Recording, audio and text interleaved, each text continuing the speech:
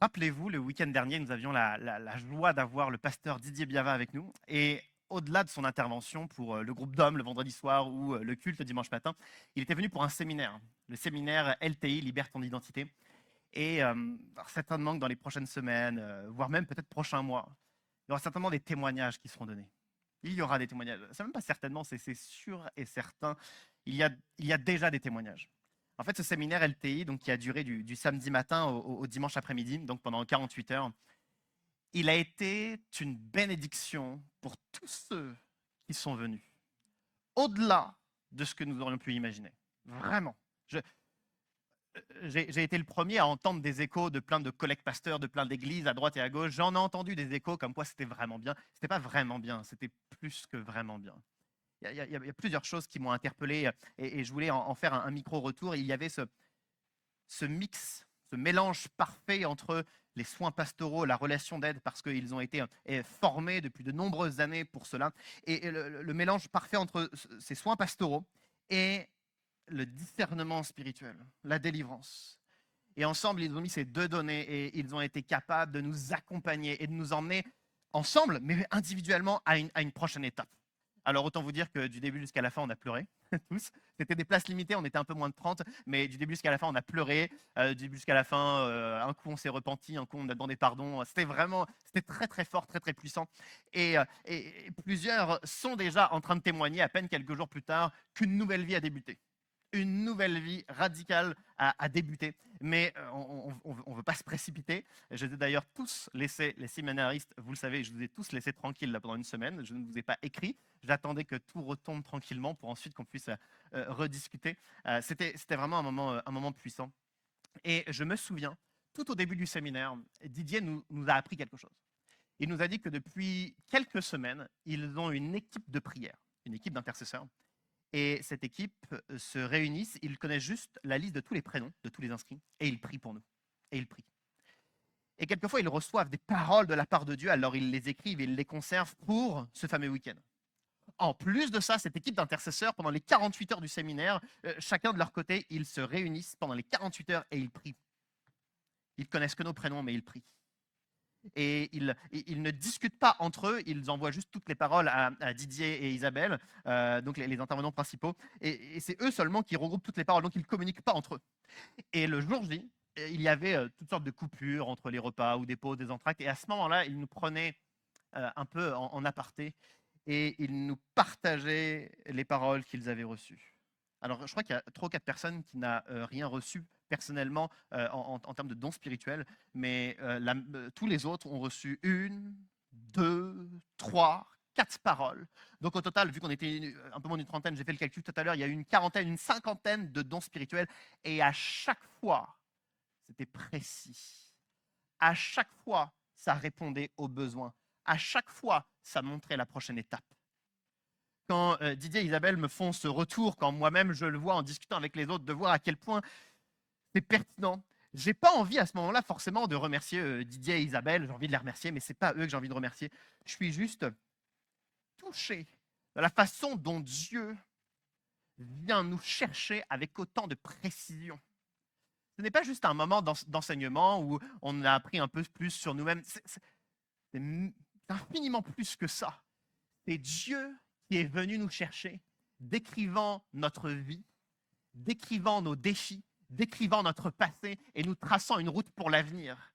Devant tous ces dons spirituels qui sont justes à chaque fois, les uns après les autres, à un moment donné, les heures suivent. Je me souviens, le samedi soir, je suis dans la voiture pour rentrer chez moi et je suis submergé de cette prise de conscience de l'amour de Dieu pour nous, voyant à quel point Dieu vient nous chercher. Quelquefois, notre vision de Dieu est encore trop souvent un Dieu lointain qui nous envoie une bénédiction de temps en temps ou une leçon de temps en temps. Ce n'est pas notre Dieu. Notre Dieu est exactement le même que nous avons eu durant ce week-end pour tous les séminaristes. C'est un Dieu qui vient nous chercher, il vient nous parler, il vient nous tirer pour nous emmener à la prochaine étape. Et si on ne comprend pas, il nous envoie une parole, puis une deuxième, puis une troisième, jusqu'à nous emmener à la prochaine étape. C'est ça, notre Dieu.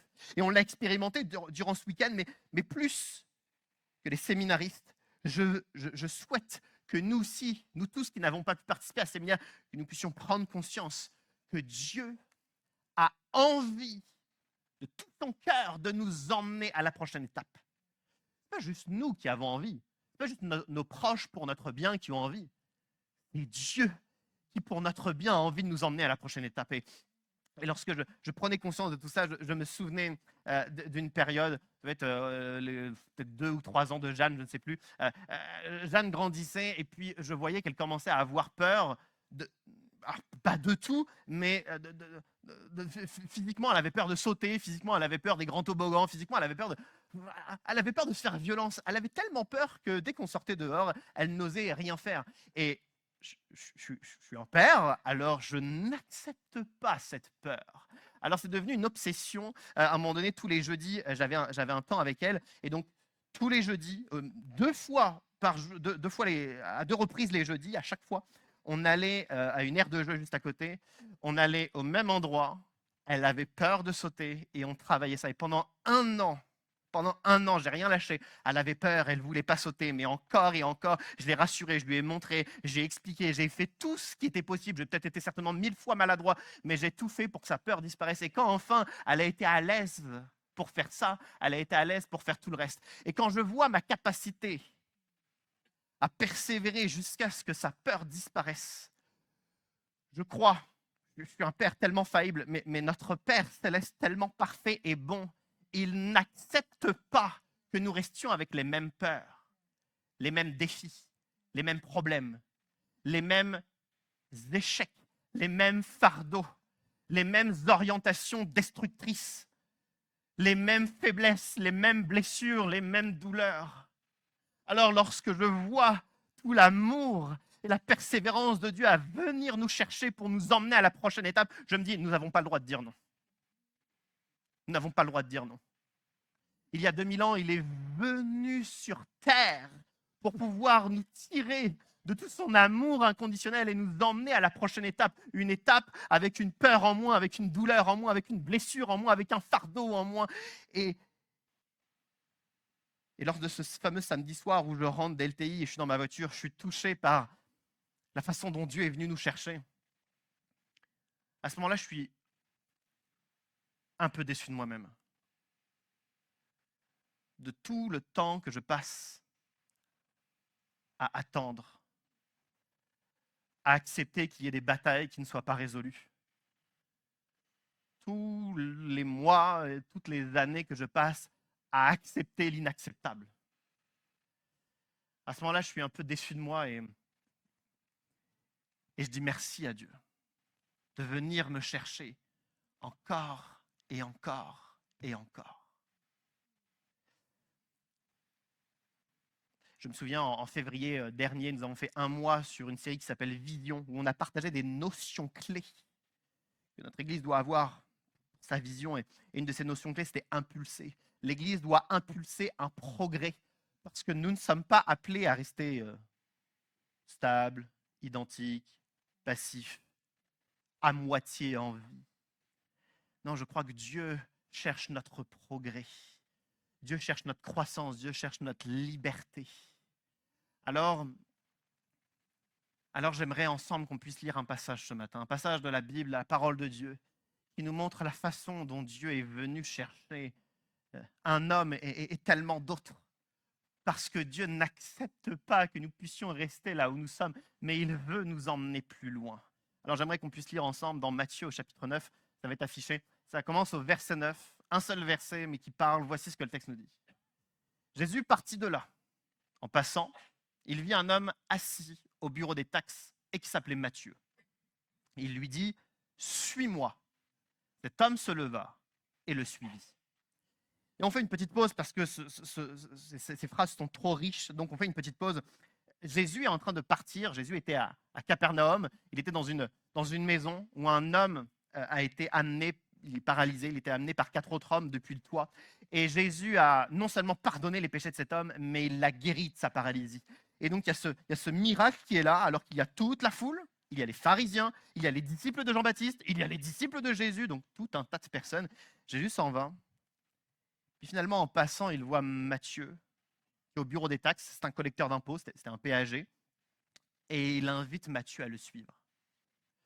Il faut comprendre qui est Matthieu pour comprendre toute la portée de la proposition de Jésus. Matthieu est un collecteur d'impôts.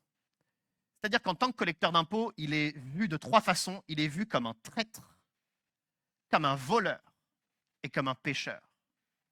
Il est vu comme un traître parce qu'il collecte l'impôt de ses frères, de ses concitoyens juifs pour le donner aux Romains, ceux qui dominent.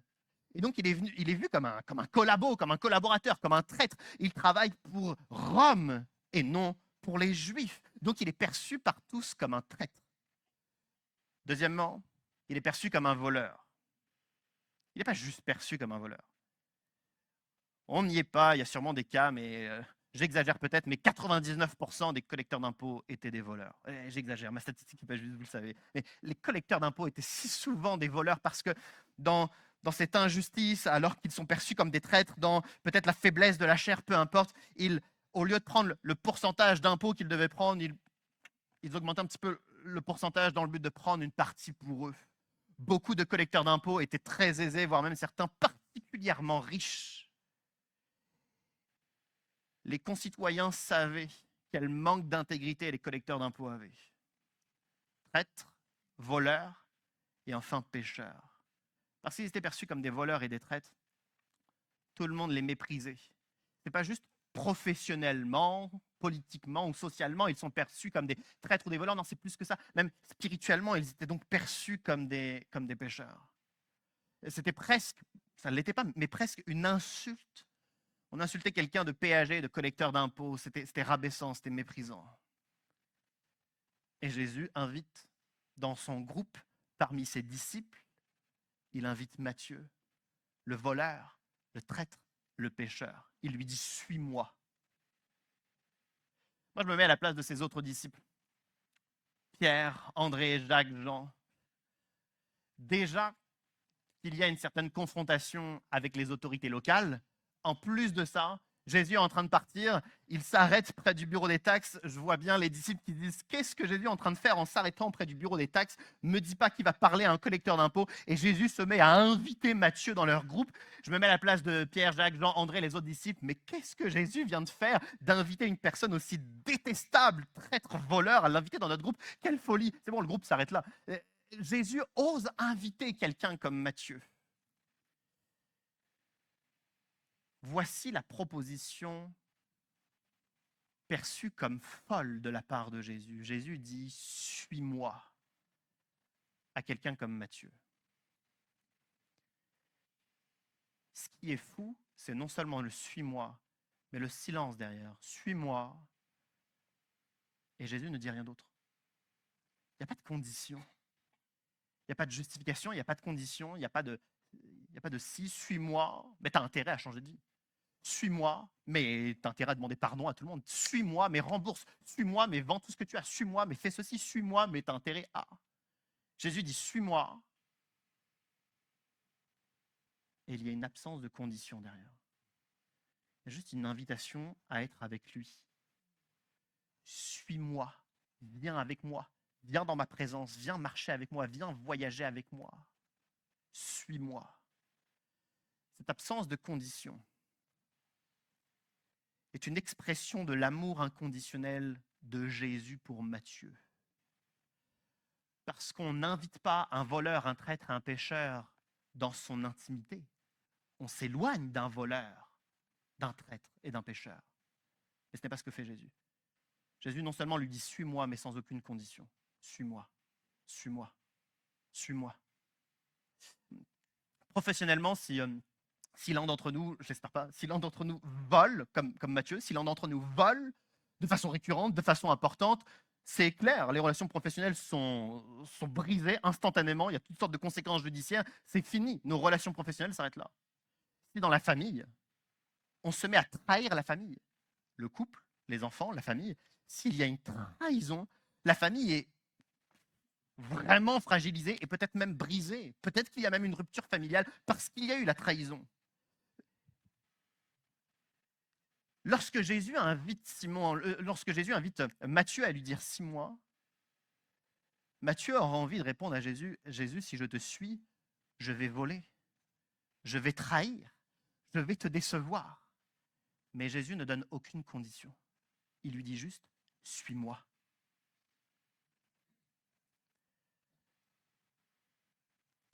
nos relations professionnelles ou nos relations familiales, amicales, peu importe, peuvent être si facilement fragilisées par ce que l'on va dire, par ce que l'on va faire. Mais Jésus, de même qu'il vient voir Matthieu, Jésus vient nous voir sans aucune condition, parce que combien même nous trahissons Jésus, combien même nous péchons, combien même nous le déshonorons, Jésus n'a pas choisi de mettre des conditions à son amour pour nous. Son amour est inconditionnel. L'amour de Dieu pour nous est inconditionnel. C'est déroutant d'imaginer que peu importe ce que nous faisons ou ce que nous disons, il nous appelle tout de même. Et certains d'entre nous, on a envie de se priver de la présence de Dieu parce qu'on n'est pas à la hauteur.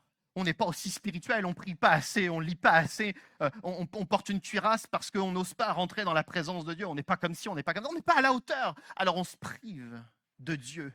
Et on va essayer de faire des efforts, parler mieux, prier mieux, être plus discipliné, faire ceci, faire cela, arrêter de regarder ceci, arrêter de regarder cela. Et peut-être qu'à un moment donné, on sera à une certaine hauteur. Et là, on va pouvoir rencontrer Dieu. Jésus ne nous montre pas ce genre de schéma. Jésus invite le voleur, le traître et le pécheur à venir dans sa présence. Même si c'est un pécheur, même si c'est un voleur, même si c'est un traître. Il y a plusieurs d'entre nous, nous nous privons de la présence de Dieu parce que nous ne sommes pas à la hauteur. On se prive d'une relation avec Dieu parce que nous ne sommes pas à la hauteur. J'aimerais rappeler que l'amour de Dieu est inconditionnel. Dieu n'a pas peur d'être déçu de ce que l'on va dire ou de ce que l'on va faire. Il nous aime, point. Sans condition. Nous qui sommes parents, combien de fois nos enfants nous ont déçus? 10 fois, 100 fois, 1000 fois, 10 000 fois. Les aimons-nous encore? Dieu est un Père céleste. Il est un bien meilleur Père que chacun d'entre nous. Combien même 1 milliard de fois nous serions une source de déception, ne vient-il pas encore ce matin, 8 rue du Mont-Gargan, à 11h, venir nous voir pour nous dire « Suis-moi, qu'est-ce que tu attends pour me rejoindre ? Qu'est-ce que tu attends pour venir dans ma présence ? Qu'est-ce que tu attends pour qu'on marche ensemble ? Qu'est-ce qu'on t'attend pour que tu puisses m'écouter ? Qu'est-ce que tu attends ? Je t'appelle tout de même. » Mais nous, on n'ose pas.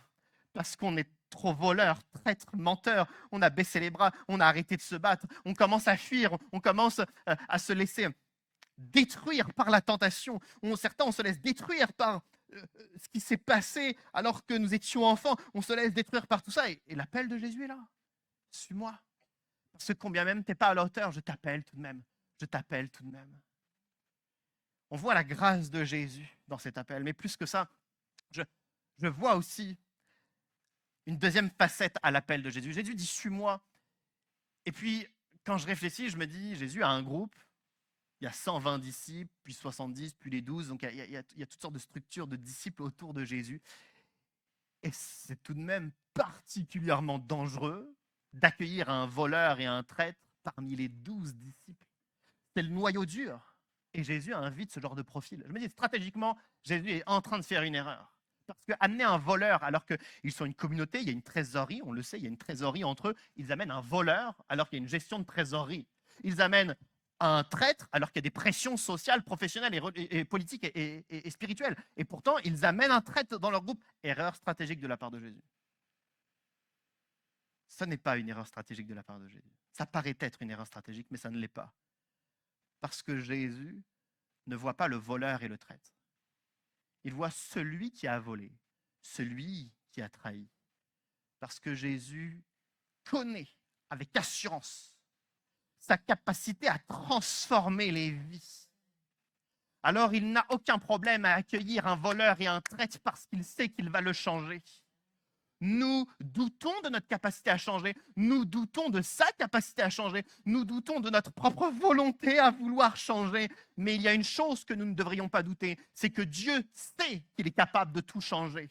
Alors, on peut être dans l'hésitation, dans le doute, dans la tentation d'imaginer qu'on ne changera jamais. Peu importe, tout peut s'entendre, mais s'il y a une chose que nous ne pouvons pas entendre, c'est que Dieu, lui, il est sûr et certain qu'il est capable de nous changer. Alors nous, on voit des déserts qui sont là, on pense que c'est mort, on pense que c'est terminé.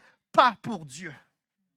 est capable d'accueillir les voleurs et les traîtres avec confiance, les amenant dans son groupe, sachant qu'il y aura une trésorerie, sachant qu'il y aura des pressions sociales, religieuses, politiques. Ce n'est pas un problème, son cœur va changer. Et nous sommes là remplis d'hésitation dans notre vie chrétienne. Nous sommes là remplis d'hésitation à savoir, allons-nous évoluer, allons-nous changer? On pense à nos relations de famille, on pense à notre avenir professionnel, on pense à notre santé et on est rempli d'hésitation. Qu'est-ce qui va être fait? Qu'est-ce qui ne va pas être fait? Je pense que nous devrions faire confiance à Dieu. Dieu sait qu'il peut tout. C'est pourquoi il dit à Matthieu, sans aucune hésitation, « Suis-moi ».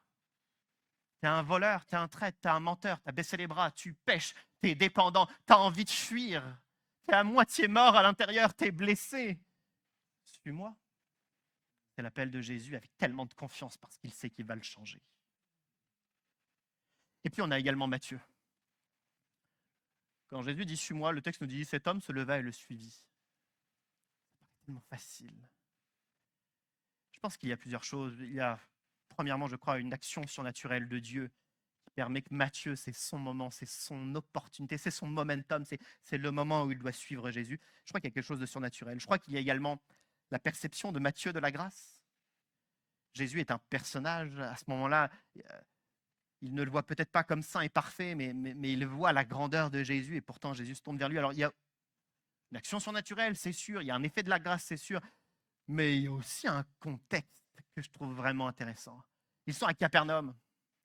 Cela fait des semaines et des mois que Jésus a commencé son ministère et à Capernaum, il y a été 36 fois et il y a eu des miracles, des guérisons, des délivrances, des enseignements remplis d'autorité, des personnes qui ont changé de vie. C'est-à-dire que Matthieu, il habite à Capernaum. Tous les jours, c'est ses voisins. Certains de ses voisins étaient les boiteux qui marchent. Certains de ses voisins étaient les tourmentés qui sont libérés. Certains de ses collègues de travail ou de ses salariés étaient ceux qui étaient dans une misère profonde que Jésus a changé. Et donc, jour après jour, depuis des semaines et des mois, parce qu'il vit à Capernaum, il est entouré des témoignages de ce que Jésus est capable de faire. Alors, quand Jésus se tourne vers lui, il a beau être un traître, un voleur, un pécheur, évidemment qu'il quitte son poste de travail, il quitte sa vie de famille, il quitte sa vie active, il quitte toute son ancienne vie pour suivre immédiatement Jésus parce qu'il n'a eu de cesse que d'entendre de quoi Jésus était capable. Et je veux à ce moment-là nous rappeler notre mandat de témoin. Notre témoignage est le levier principal pour amener un ami, un frère, un proche à Christ.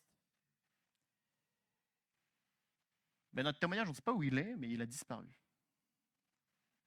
J'ai remarqué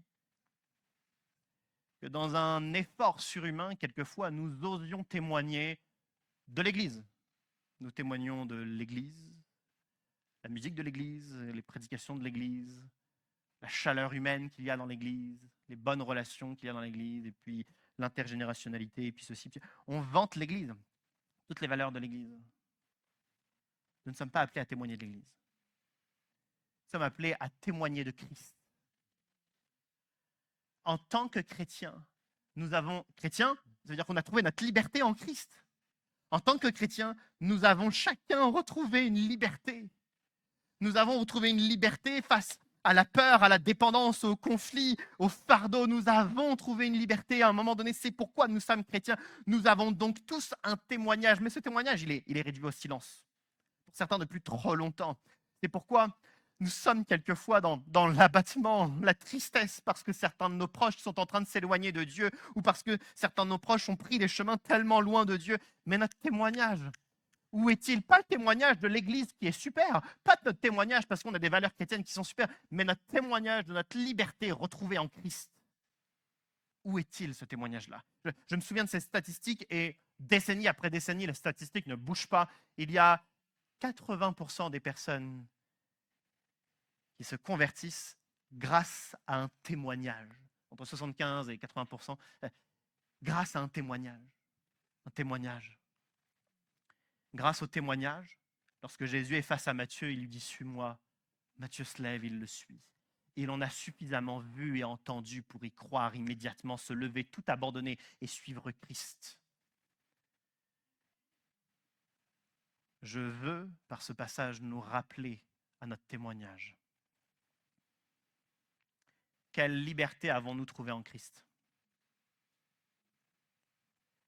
Quelle liberté avons-nous retrouvée en Christ? Rien du tout. Moi, j'espère bien qu'on a trouvé quelque chose. Sinon, je ne sais pas pourquoi on est chrétien. Quelle liberté avons-nous retrouvée en Christ? Parce que cette liberté, elle ne doit pas rester silencieuse. Elle doit se partager, sinon je ne sais pas vraiment ce qu'on a trouvé. Moi, je sais ce que j'ai trouvé. Je n'ai pas un exemple, pas deux exemples. J'ai suffisamment d'exemples pour ne pas avoir le droit de me taire. Par le témoignage, à Capernaum, un Matthieu a immédiatement dit oui, oui, je vais te suivre. Oui, je vais te suivre. Alors que Jésus, par amour inconditionnel, il va rejoindre Matthieu, il lui dit suis-moi. Voici ce que le texte nous dit, c'est la suite. Le texte nous dit, comme Jésus était à table dans la maison, beaucoup de collecteurs d'impôts et de pêcheurs vinrent se mettre à table avec lui et avec ses disciples. Les pharisiens virent cela et dirent à ses disciples, pourquoi votre maître mange-t-il avec les collecteurs d'impôts et les pêcheurs? Mais Jésus, qui avait entendu, leur dit, ce ne sont pas les bien portants qui ont besoin de médecins, mais les malades. Allez apprendre ce que signifie, je désire la bonté et non les sacrifices. En effet, je ne suis pas venu appeler des justes, mais des pécheurs à changer d'attitude. Jésus est en train de manger dans la maison. L'évangile de Luc nous partage la même histoire en disant que c'est la maison de Matthieu. C'est-à-dire que Matthieu vient de suivre Jésus et immédiatement, il l'invite dans sa maison. Immédiatement. Je serai à la place de Matthieu. Peut-être que j'hésiterai à 2 fois avant d'inviter Jésus dans ma maison. Les collecteurs d'impôts ont une situation financière aisée. Certains sont même très riches. Donc sa maison, ce n'est pas une cabane, c'est une maison conséquente. Il doit y avoir du mobilier. Je ne sais pas, qui a été payé, peut-être de luxe, je ne sais pas. Ça se voit, peut-être que ça brille, peut-être qu'il y a du matériel de qualité. Et il invite Jésus là. C'est pas qu'il a gagné ça avec intégrité. Non, non, non. Il l'a pris de ses frères. Il l'a volé. Et donc, s'il invite Jésus dans sa maison, les tapis au mur, le mobilier, les ustensiles, le personnel, ils ne sont pas là par un juste salaire, ils sont là injustement, parce qu'il a volé. Mais que fait Matthieu? Il invite tout de même Jésus dans sa maison. En fait, Matthieu fait quelque chose de très fort. Il accepte que Jésus aille dans sa maison et qu'il accepte que Jésus regarde tout ce qu'il y a dans sa maison. Il accepte que Jésus soit dans une maison imparfaite. Et ça, je trouve ça vraiment fort, parce que nous ne le faisons pas. Certains, on a suivi Jésus, mais on a refusé qu'il rentre dans nos maisons. On a refusé, on a accepté qu'il rentre dans le salon, c'était propre, c'était rangé, c'était nickel, c'était superficiellement convenable, mais hors de question qu'ils viennent fouiller les restes des pièces de notre maison. Parce qu'il y a des choses, nous ne voulons pas que Jésus le voie, nous ne voulons pas que Jésus donne son avis. Parce que si Jésus va donner son avis, il va nous demander de faire plus, de faire différemment. Si Jésus nous demande son avis, il va nous demander de demander pardon, il va nous demander de confesser. Si Jésus commence à regarder les choses, il va nous proposer la liberté, certes, mais après toutes sortes d'étapes que nous n'avons pas envie de franchir. Alors, on a envie de suivre Jésus, mais on ne l'invite certainement pas chez nous, dans tous les domaines de notre vie. Alors, on garde une part si sombre. Et si je ne dis pas ça, ce n'est pas au hasard. Si je dis ça, c'est avec une intention pastorale, parce que je crois que c'est la vérité de la majorité d'entre nous. On a accepté de suivre Jésus, mais il y a des domaines de notre vie, nous avons choisi que Jésus ne les traitera point, ne les traiteront pas, ne les traitera pas. Ça n'évoluera pas, ça ne changera pas. Il n'a pas le droit de regarder ni de donner son avis. Vous ne le savez pas parce que c'était inutile de le dire, mais je vais le dire, même si ce n'est pas forcément agréable à entendre, mais les différents pasteurs qui sont venus depuis quelques mois, quelques années, à la fin, on débriefe ensemble, on parle. Et au-delà de quelques bénédictions, encouragements, félicitations qu'ils donnent à l'Assemblée de façon indirecte en me le disant, ils ont presque tous un même retour. Pas sur toutes les églises, sur notre église. Et ce même retour, c'est pendant la prédication ou même à la fin de la prédication, pendant l'appel, je sentais certaines personnes qui étaient touchées. Je sentais l'Esprit de Dieu qui confirmait que cette personne, c'était pour eux. Puis au moment de lancer l'appel à la prière, je les voyais, ils restaient à leur place, ils se fermaient, ils se braquaient, ils se mettaient une armure et ils attendaient que le temps passe comme si c'était plus pour eux. Presque tous m'ont dit la même chose. Alors je le dis. Je le dis parce que ça m'est arrivé. Je le dis parce que je sais que ça nous arrive à nous, pas les autres églises, nous, l'église du Mont-Gargan. C'est-à-dire qu'on a choisi de suivre Jésus, mais lorsque c'était le moment pour que Jésus entre dans tous les domaines de notre vie, on a dit oui à quelques domaines et on a dit non à tous les autres domaines parce que nous n'avons pas envie que Jésus donne son avis sur notre famille, sur nos couples, sur notre vie professionnelle, sur les fardeaux passés, sur les décisions que nous avons prises, sur notre gestion de notre dépendance, sur nos luttes, sur nos combats, sur notre vie de prière, sur notre témoignage. On n'a pas envie que Jésus donne son avis sur tout ça, alors on se braque. L'Esprit de Dieu confirme que certains d'entre vous, depuis bien des mois, depuis bien des années, vous êtes touchés, vous êtes remués, vous êtes percés, puis au moment de faire un pas d'engagement, un pas de confession, vous vous braquez, vous restez, vous avez de la distance et vous choisissez de ne pas avancer.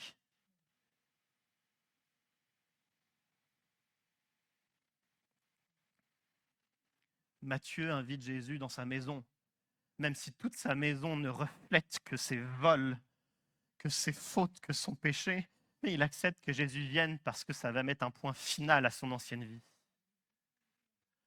Encore combien de temps allons-nous attendre avant de laisser Jésus entrer dans notre vie? Encore combien de temps allons-nous attendre? Et puis,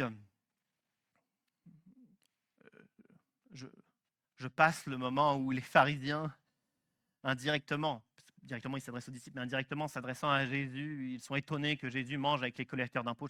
Je passe toute cette partie, même si elle est très intéressante, mais je passe ça et j'arrive à la fin où Jésus répond aux pharisiens en leur disant qu'il n'est pas venu pour les bien portants, mais pour les malades. Il n'est pas venu pour les justes,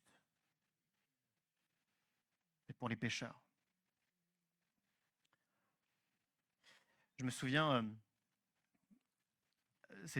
on n'avait pas encore d'enfants. Avec Joséphine, on propose de manger avec une personne. Ce n'était pas juste un repas, c'était un repas / entretien pastoral. La personne le savait, tout le monde le savait. Je l'avais demandé parce que je sentais qu'il y avait quelque chose qui n'était pas clair. Alors, on se voit.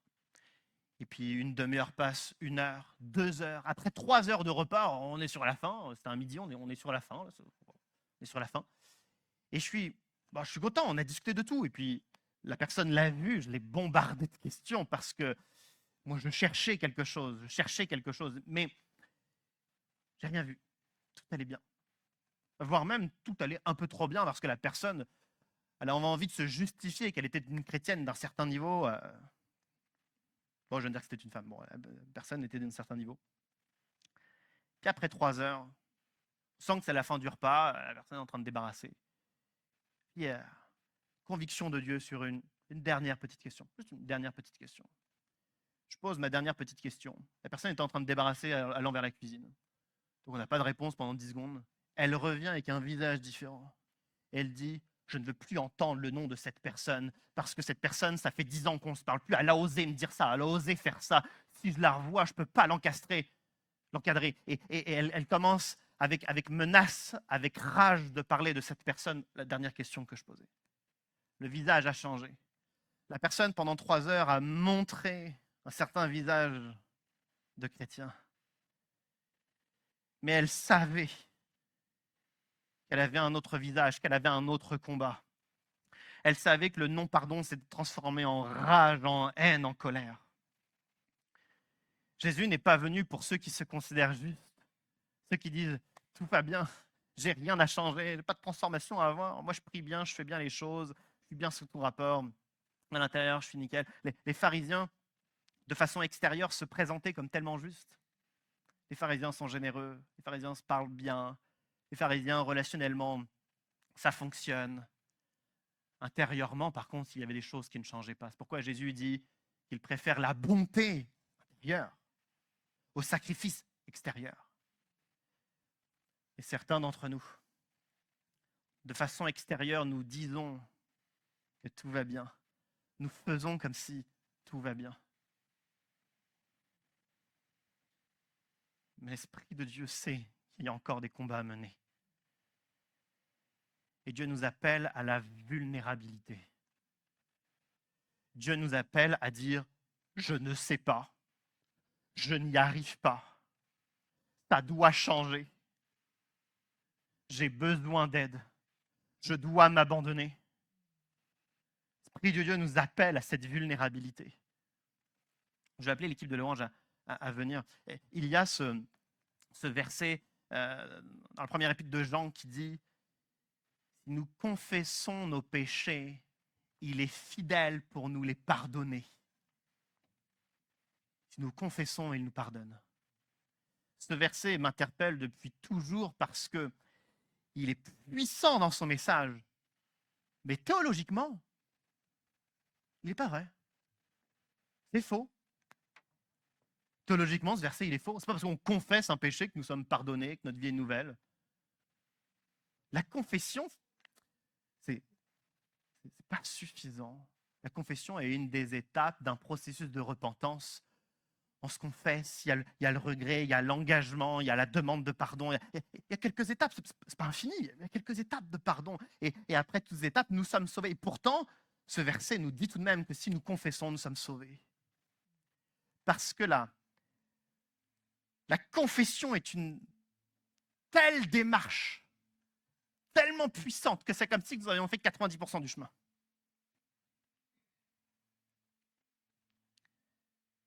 Mais nous ne nous confessons pas, ni à Dieu, ni à un leader spirituel, ou je ne sais pas. On ne se confie même pas à Dieu. On met la cuirasse sur nous.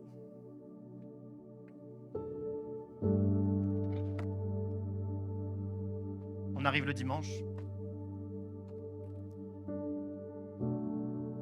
On est dans la louange, bras croisés, puis on accepte que le temps passe. On chante, pas trop fort, parce que on n'est pas dedans. Puis ensuite, c'est le moment de la prédication, on s'assoit. Puis on croise les bras à nouveau. Et puis on voit cette cuirasse qui est mise. Quelquefois, il y a une parole de Dieu qui vient nous chercher, une de plus, une différente. On sent l'appel de Dieu, on sent l'amour inconditionnel de Dieu, on sent que Dieu pointe du doigt des choses, mais on met une poker face, un visage, un masque différent. C'est pas pour nous. C'est pas pour nous. On n'est pas vulnérable. Nous, ça va. Nous, on est suffisamment juste. Alors, on ne traite pas des choses qui devraient être traitées depuis tellement longtemps. On n'est pas sur un champ de bataille qu'on devrait être. Alors, on est dans la défaite depuis 10 ans. On est malade, là-dedans, depuis 10 ans. On est en clash depuis 10 ans dans la famille. On baisse les bras pour tout un tas de relations depuis tellement longtemps. Et malgré tout, aujourd'hui, 8 décembre, Jésus nous dit « Suis-moi ». Suis-moi parce que tu n'as pas idée de ma capacité à transformer ta vie. Suis-moi. Même si ça fait bien longtemps que tu as mis ta carapace parce que tu as choisi de ne pas te lever aux appels à la prière, parce que tu as choisi de ne pas confesser ni à Dieu ni à un leader, parce que tu as choisi de ne pas avancer, parce que tu as choisi de ne pas dire la vérité. Malgré tout ça, Jésus ose dire encore une fois, suis-moi. Encore combien de temps allons-nous garder cette cuirasse? Encore combien de temps n'allons-nous pas guérir intérieurement? Encore combien de temps n'allons-nous pas prendre notre appel à témoigner? Encore combien de temps allons-nous rester dans les conflits? Encore combien de temps? Peut-être que je le témoignerai dans quelques mois, je ne sais pas, je le témoigne là sans le témoigner, mais Je crois en septembre vous avoir dit que j'ai encore remis quelque chose à Dieu. Sans vous dire quoi, mais j'ai encore remis quelque chose entre les mains de Dieu en septembre. J'ai vu la main de Dieu. Et puis j'ai eu, c'était mi-octobre, une énième puissante libération sur les choses que j'avais remis entre les mains de Dieu.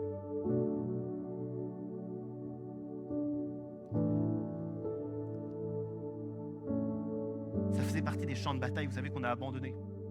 Ça, on a décidé d'accepter. Ça changera jamais. Ça, je suis pas capable d'imaginer autre chose. Ça, j'ai pas envie de me battre sur ça. Et puis, fort de l'appel de Dieu, septembre, je confie encore. Il y a 1 mois et demi après, je vis cette libération. Alors je ne peux que dire à chacun d'entre nous, Dieu nous appelle. Il nous dit, suis-moi. Restons pas indifférents. Restons pas indifférents. On n'est pas des amis à vouloir protéger nos masques là. On est des frères et des sœurs, tous pécheurs, sauvés par grâce. Et je sais que le temps il avance, mais c'est pas grave, je dis quelque chose de supplémentaire. Un mot particulier pour tous ceux qui servent dans l'Église et tous ceux qui sont responsables dans l'Église. J'ai découvert en discutant avec plein de collègues pasteurs que dès lors qu'on sert dans l'Église, on ne se confesse plus et on ne se laisse plus accompagner pour quoi que ce soit parce qu'on a peur qu'on nous disqualifie de notre service. On a peur que Stéphanie demain me dit quelque chose, Stéphanie, t'as plus le droit à la louange. Thomas, t'as plus le droit au groupe de jeunes. Céline, plus grand groupe de maison. Parce qu'ils ont dit, ah bah tiens, je commence à lutter avec ça, j'ai besoin d'accompagner. Et il y a depuis, je sais pas si c'est depuis des décennies, des siècles ou depuis 2000 ans, mais dès lors que quelqu'un qui sert Dieu commence à dire, je lutte avec ça, on le disqualifie. Alors que quand Jean et Jacques proposent que la foudre tombe sur les Samaritains, Jésus ne leur dit pas rentrez chez vous. Alors que quand Pierre dit quelque chose et Jésus lui dit arrière de moi Satan, Jésus ne lui dit pas rentre chez toi. Lorsque après sa résurrection, Jésus discute avec Pierre et qu'il sous-entend 3 reniements, Jésus ne dit pas tu prends tes clics et tes claques et tu t'en vas. Mais parce que ces hommes et ces femmes de foi proches de Jésus ont confessé leur lutte, Jésus ne les a pas disqualifiés, Jésus les a utilisés. Alors s'il y a des serviteurs, des leaders qui luttent avec des choses, n'ayez pas peur d'être disqualifiés. Évidemment, il n'y a pas 1h30 devant nous pour qu'on puisse en parler. Alors ce que je dis, c'est peut-être pas complet, mais vous voyez le cœur du sujet en cela. Le but n'est pas d'être disqualifié dès demain, dès que quelqu'un parlera. Mais au contraire, la confession est une telle puissance libératrice que vous aurez fait 90% du chemin. Ensuite, on fera quelques pas pour la victoire. Quelques pas pour la libération. Nous ne sommes pas des amis, nous sommes des frères et sœurs pécheurs sauvés par grâce. Et il est peut-être temps pour nous qu'il y ait un peu plus de vulnérabilité, d'abord avec Dieu et entre nous. Je vais prier, puis ensuite on va chanter le chant « Je m'abandonne ». C'est si pertinent. Ceux qui le souhaitent, on peut se lever. Je vais juste prier pour ce moment. Alléluia. Seigneur Dieu, tu connais les cuirasses qu'on a placées sur nous. C'est un plat.